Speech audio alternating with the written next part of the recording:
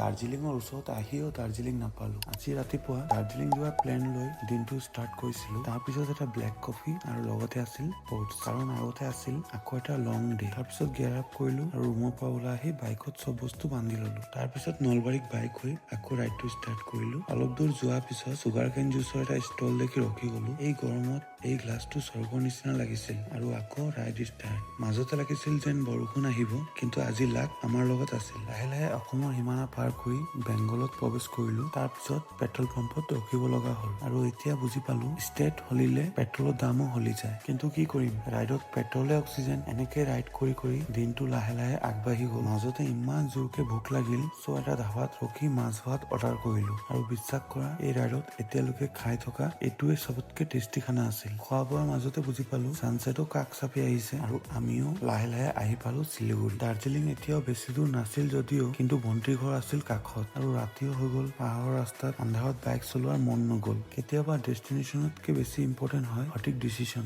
চ' আজিৰ কাৰণে ইমানেই। লগ পাম নেক্সট এটা ভিডিঅ'ত। তেতিয়ালৈকে ৰাধে ৰাধে।